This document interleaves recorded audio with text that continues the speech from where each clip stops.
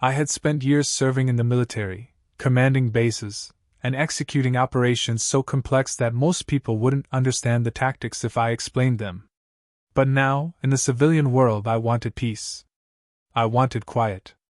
I just wanted to sit on my porch, sip my coffee, and let the world spin without my intervention. But I didn't realize how one small, insidious force could rip away that peace. One name: Karen. Karen was the self-appointed enforcer of the Homeowners Association, or HOA, a position that seemed to grant her an inflated sense of authority. She wasn't the president, but she sure acted like it. She had her finger in every pie: complaints about lawn care, whether or not Christmas lights stayed up too long, what color your house was allowed to be. She was everywhere, and I had already clashed with her a few times before. But this time? This time was different. It started like any other HOA meeting. I was there, minding my own business, not even bothering to get involved in the usual trivial complaints. The room was full of neighbors, most of them tired from long days of work. The only real drama in the room was Karen's loud voice, as usual, complaining about the slightest imperfections. But then it happened. I had recently put up a new flag outside my house, nothing too outrageous, just a small banner showing support for veterans. You'd think a community like ours would appreciate it. But Karen, of course, found a reason to make it an issue. She stood in front of the group, pointing at me like I had committed some unspeakable crime. Her words echoed in the room. "You're nothing but a fake veteran, aren't you?" The audacity. The entire room fell silent, save for the subtle murmurs of others who weren't sure if they should intervene. My blood began to boil, but I held my breath. It was a cheap shot aimed to humiliate. And it worked. For a moment, I almost lost control.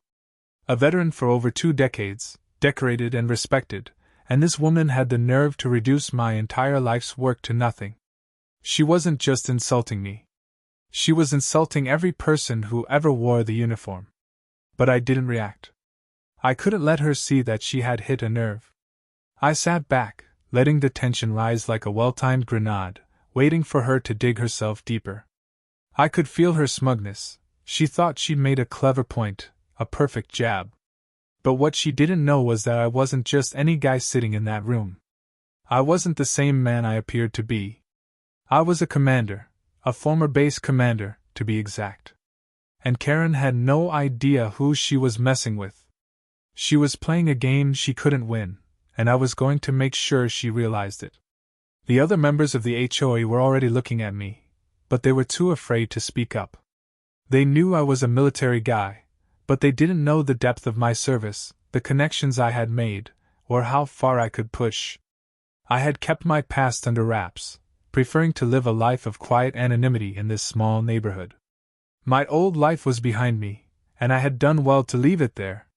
But Karen's words, they sparked something. Something cold. Something calculated. I wasn't going to let her or anyone else drag my name through the mud. Not in my neighborhood. I stayed silent. I let her rant. Let her think she was in control. But in the back of my mind, a plan began to form. This wasn't just about me anymore. It was about taking down someone who had abused her power for far too long. It was about making sure she knew that she had made the biggest mistake of her life. She continued her tirade, calling me out, questioning my integrity, painting me as an imposter. But the more she spoke, the more I watched her, studied her. Her weakness was obvious.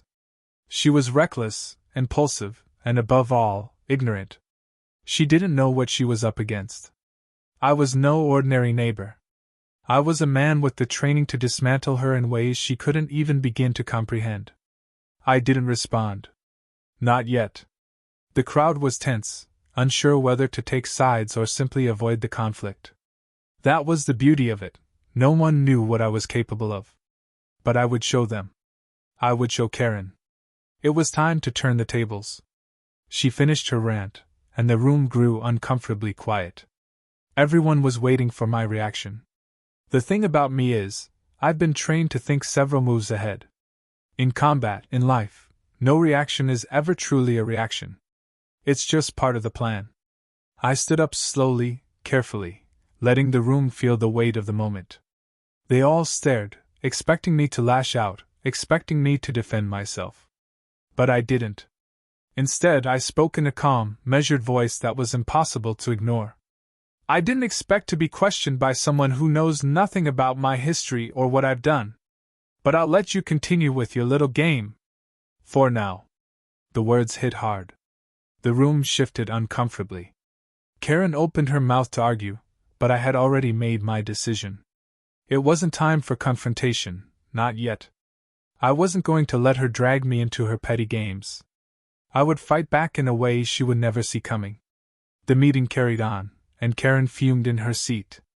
But I wasn't paying attention to her anymore. I was already 3 steps ahead, planning my next move. And Karen, clueless as she was, had just made the biggest mistake of her life. It's funny how small moments can shift the entire course of a battle. The meeting had ended, and Karen thought she'd won. She probably went home that night, convinced she had humiliated me. She had no idea how wrong she was. I wasn't in a rush to make my move. I'd learned long ago that the best operations don't need to be fast, they need to be precise. I knew Karen well enough to understand her weaknesses. She was loud, abrasive, and above all, overconfident. But she also had a critical flaw: she never checked her own back. She didn't see the trap being set right under her nose. The first thing I did was revisit the HOA rules and regulations. I had been part of this community long enough to know the ins and outs of the policies, but I needed to get into the weeds of the bylaws. I spent days combing through the documents, highlighting every loophole and flaw in Karen's enforcement practices. It didn't take long for me to spot something. The way Karen had tried to fine me for the flag I put up, completely outside the scope of her authority. HOA rules didn't cover flags unless they obstructed public views or were offensive. And mine was none of those things. I drafted a carefully worded letter, using my military precision to keep it concise and devastating. It pointed out that her action was not only a violation of HOA policy but potentially a breach of my rights. I included copies of the relevant bylaws, neatly organized, like a soldier presenting their case in court-martial. The letter was professional, calm, but packed a punch. I sent it to the HOA president, with a CC to all board members. A simple legal challenge, a calm statement of facts that left no room for argument. Karen, if she even dared respond, would be forced to either retract her accusation or make an enemy of the entire board. The letter hit her like a ton of bricks. I knew it would. I watched from my window as she stormed out to her car the moment it arrived. Her face twisted in that familiar mixture of frustration and disbelief. She didn't like being challenged, especially not by someone like me. But the seed had been planted. Karen, though she was unpredictable, was also stubborn. I knew she'd fight back, but now she'd have to play by my rules. I just had to sit back and let her hang herself. The following week, she made her first misstep. She issued a new set of rules for the neighborhood, regulations that seemed designed to put more power in her hands. She wanted to control how long everyone could park on the street, where people could place decorations, and a whole bunch of other petty restrictions. Her actions weren't subtle. She was pushing boundaries, trying to reclaim control of the HOA with a heavy hand. I knew this was my opportunity. It wasn't just about me anymore. It was about the whole neighborhood. People were sick of her overreach. They had no idea what she was doing behind the scenes. I began to quietly talk to a few of my neighbors. I didn't ask for their help directly. That wasn't my style. Instead, I dropped hints about the way things were being run, about the rights they were losing. By the time the next meeting rolled around, I had gathered a small but powerful group of neighbors who were fed up with Karen's rule. One by one, they started speaking up during the meeting, questioning her decisions, pointing out her inconsistencies. They were nervous at first, but my calmness gave them courage. They followed my lead, using facts and logic to undermine Karen's argument. Karen's arrogance was the real killer. She thought she could simply steamroll everyone, as she always had. But this time, she couldn't. Every move she made was countered. Every assertion she made was challenged. Her confidence faltered, and cracks began to show. And that was just the beginning. As Karen continued to double down on her new rules, I made sure the evidence of her incompetence and disregard for the law piled up. I documented everything: emails, records, even her private conversations with certain board members. I made sure every infraction was noted and preserved for when it was needed. The real beauty of the situation? Karen never saw it coming. She thought she had everyone fooled, that she was the queen of the HOA, untouchable. But the truth was, she was digging her own grave, one mistake at a time. I didn't need to act in haste. Every little failure she had was a victory for me.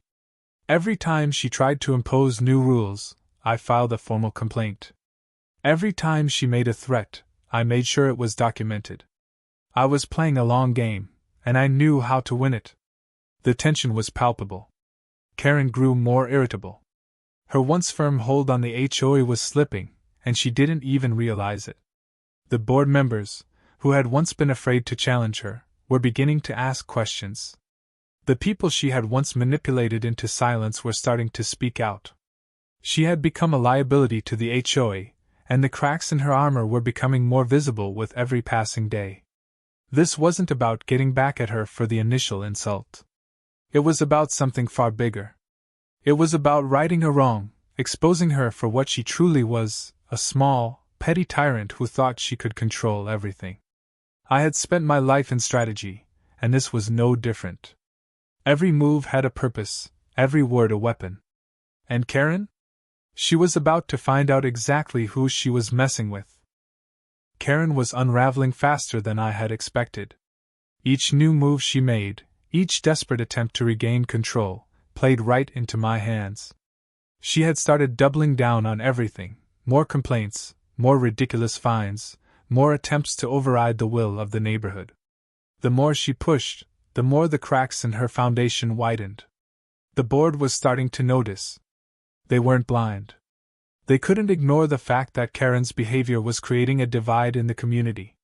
Even the members who had once supported her began questioning her judgment. They weren't brave enough to stand up to her directly, but they were beginning to back off, reluctant to get caught in her spiral. The more she attempted to bully people into silence, the more they began to realize that maybe it was time for a change. I wasn't going to give Karen the satisfaction of a direct confrontation.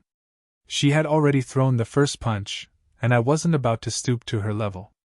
My strategy was still clear: let her implode under the weight of her own arrogance. She would expose herself as the fraud she was, and I would be the quiet, calm force pulling the strings in the background. As the weeks passed, Karen's temper became even shorter. She had started losing her ability to play the caring neighbor card. Her public image had become toxic, and she was becoming increasingly erratic. The HOA meetings were like walking on eggshells. People were still afraid to outright challenge her, but they no longer believed her every word. They were simply waiting for the right moment to act. And I was ready for that moment. I kept things quiet on my end, allowing the rumors to grow. The neighborhood had started whispering about her shady dealings, about the fines that didn't make sense, and the way she made everyone feel small. People started opening up to me, sharing their frustrations. I gathered what I could, little pieces of evidence here, subtle information there. All of it was going to come together in a way that Karen wouldn't see coming. Then came the tipping point. One of the neighbors, a quiet woman who had lived in the neighborhood for years, came to me with a copy of one of Karen's latest memos. It was an email she had sent to the HOA board, ordering them to fine a couple for leaving their trash cans out too long. It was ridiculous. The couple had been out of town, and Karen knew that, but she didn't care. She saw an opportunity to flex her power and took it. What really set this over the edge, though, was the fact that Karen had doctored the records. She had adjusted the timestamp of when the trash cans were reported out of compliance. I didn't hesitate. I took the information and began preparing for the final strike. With the evidence in hand, I reached out to the board members who were still on the fence about Karen. They were skeptical at first, but the moment they saw the proof, they knew something had to change. I had already lined up a few key players, the ones who weren't intimidated by Karen's loud mouth. I brought them together in private. Each one of them had their own grievances against Karen. There was the young couple whose backyard had been constantly targeted by Karen's ridiculous noise complaints. There was the retiree who had been unfairly fined for minor infractions he hadn't even committed. Each person had a story, and together those stories formed the narrative of Karen's incompetence. They were all ready to act. We were ready for the HOA meeting, the one where everything would go down. I knew Karen would be there, as arrogant as ever. She thought she had already won. She thought she was untouchable. But I had set the stage. When the meeting started, Karen took her usual position at the front of the room, exuding false confidence. She called for attention, trying to rally the room with her usual speeches about community unity and keeping the neighborhood safe. But the cracks were showing, and it was obvious to everyone in the room. The smugness in her voice wasn't fooling anyone anymore. People were tired of her. They were tired of her bullying, her manipulation, and her lies. I sat quietly, allowing the tension to build. Karen noticed the change in the room's atmosphere but didn't understand it. She was too wrapped up in her own need to control everything. She rambled on, making her usual claims about needing more power, about her vision for the neighborhood. And then it happened. The moment I had been waiting for. One by one, the neighbors I had rallied stood up. They didn't shout, they didn't make grand gestures. They simply spoke calmly, methodically, laying out their grievances. They began with the trash can incident, explaining how Karen had doctored the records to justify a fine. They moved on to her repeated abuse of the HOA's rules, her mistreatment of the elderly neighbor, and her constant micromanaging of every aspect of the community. The facts were undeniable. Each person spoke with confidence, backed by the hard evidence I had carefully arranged for them. Karen's face went pale. She stammered, tried to interrupt, but her voice cracked with panic. For the first time since I had met her, Karen was on the defensive. She couldn't control the room anymore. The walls were closing in on her, and she knew it. Her eyes darted around, looking for someone to back her up, but the support was gone. The board members who had once been on her side were now looking at her with doubt. Her reign was over. I didn't speak. I didn't need to. I had set the stage, and now it was just a matter of watching Karen's empire crumble under the weight of her own arrogance. She tried to argue, to blame others, but the room was done listening. The board voted, unanimously, to remove her from her position. Karen was finished. The neighborhood was free. As she stumbled out of the meeting, her face flushed with rage and humiliation, I could almost feel the weight lifting from the entire community. The once feared HOA enforcer was now just another disgraced resident. I leaned back in my chair, a sense of calm washing over me. This wasn't just about winning a battle, it was about restoring balance to the neighborhood. Karen's power had been built on lies, and it had finally come crashing down. Now, the neighborhood could finally breathe. The real work of rebuilding trust and fairness could begin. And as for me, I could finally go back to living my quiet life. The moment had arrived. Karen's downfall was imminent. She had no idea that she had already lost.